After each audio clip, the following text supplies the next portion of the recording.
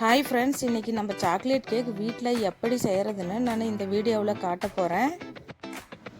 பாருங்கள் எவ்வளோ சாஃப்டாக இருக்குது. நான் செய்கிற மெத்தடில் நீங்கள் வீட்டில் ட்ரை பண்ணி பாருங்கள். சாஃப்டாகவும் ஸ்வீட்டாகவும் வரும். ஒரு பவுல் எடுத்து 6 முட்டை உடச்சி ஊற்றிக்கலாம்.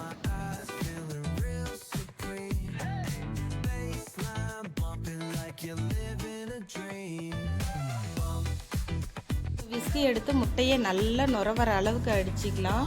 அப்போ தான் கேக் நல்லா சாஃப்டாக வரும். இப்போ பாருங்கள் நல்லா நுர வந்துருச்சு. இப்போ மெஷர்மெண்ட் கப்பில் 250 கிராம் சுகர் எடுத்துருக்கேங்க. இது ஆல்ரெடி நான் பவுடர் ஆக்கி வச்சுருக்கிறேன். அதை எடுத்து தாங்க இப்போ மிக்ஸ் பண்ணுறேன். அடுத்து 200 கிராம் மைதா எடுத்துக்கலாம். 1 கப் சர்க்கரைக்கு 3/4 கப் மைதா எடுத்துக்கலாம். அப்போ தான் கேக் ஸ்வீட்டாக இருக்கும். மாவை கட்டி இல்லாமல் கலக்கிக்கலாம். இப்போ 1/4 டீஸ்பூன் ஈஸ்ட் எடுத்து பால் கொஞ்சமாக எடுத்து அதில் மிக்ஸ் பண்ணி வச்சுருக்கேங்க. இப்போ அதை நம்ம சேர்த்துக்கலாம். ஆல்ரெடி நான் கலக்கி வச்சுருக்கேன். ஈஸ்ட்டு போட்டிருக்கோம். இப்போ நல்லா கலக்கி விட்டுக்கலாம்.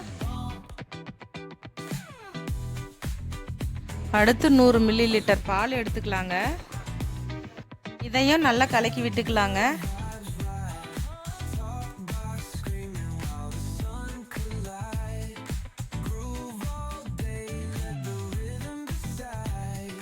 இப்போ 1/2 டீஸ்பூன் பேக்கிங் சோடா எடுத்துக்கலாம். இதை நல்லா மிக்ஸ் பண்ணி விட்டுக்கலாம்.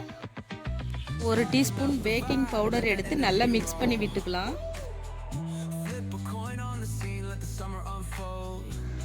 அடுத்து கோகோ பவுடர் 1 டீஸ்பூன் சேர்த்துக்கலாம். பாருங்கள் சேர்த்தாச்சு. நல்லா அடித்து விட்டுக்கலாம். நல்லா சூப்பராக வந்திருக்கு பாருங்கள். இது மாதிரி அடிச்சுக்கலாம்.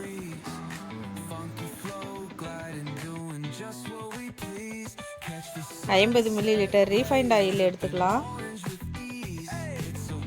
இதையும் நல்லா கலந்து விட்டுக்கலாம்.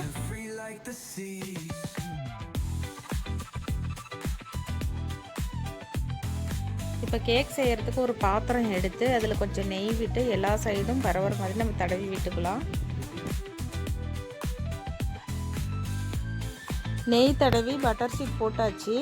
பட்டர் ஷீட் போட்டால் கேக் ஒட்டாமல் வருங்க. அதனால தான் பட்டர் ஷீட் போட்டுருக்கேன். உங்கள்கிட்ட பட்டர் ஷீட் இருந்தால் நீங்கள் பட்டர் ஷீட் போட்டுக்கோங்க, இல்லைனா நெய் தடவி விட்டுக்கோங்க. இப்போ நான் மிக்ஸ் பண்ணி வச்சுருக்கிறதெல்லாம் எடுத்து ஊற்றிக்கிட்டேன். எந்த பாத்திரம் எடுத்தாலும் நம்ம மிக்ஸ் பண்ணி வச்சுருக்கிறத பாதி அளவுக்கு ஊற்றிக்கோங்க. ஏன்னாக்கெலாம் கேக் உப்பி வெளியே வந்துடும். அதனால தான். இப்போ நம்ம அடுப்பு பற்ற வச்சுக்கிட்டு ஒரு குக்கர் வச்சுக்கலாங்க. அந்த குக்கருக்குள்ளார ஒரு ஸ்டாண்டு வச்சு நம்ம ரெடி பண்ணி வச்சுருக்கிற மாவை எடுத்து அதில் வச்சுக்கலாங்க. வச்சாச்சு. இப்போ நாம் மூடி போட்டு இப்போ மூடி வச்சிடலாம். ஒரு 20 நிமிஷம் இல்லாட்டி 30 நிமிஷம் நம்ம பார்க்கலாங்க. அது வெந்து வர மாதிரி நமக்கு தெரியும். நம்ம கத்தியை விட்டு ஸ்டிக்கை விட்டு நம்ம பார்த்துக்கலாம். பாருங்கள் ரெடி ஆயிடுச்சு. பாருங்கள் நல்லா கொசு கொசுன்னு ரெடி ஆகின்னு வந்து இருக்கிறது நமக்கு தெரியுது.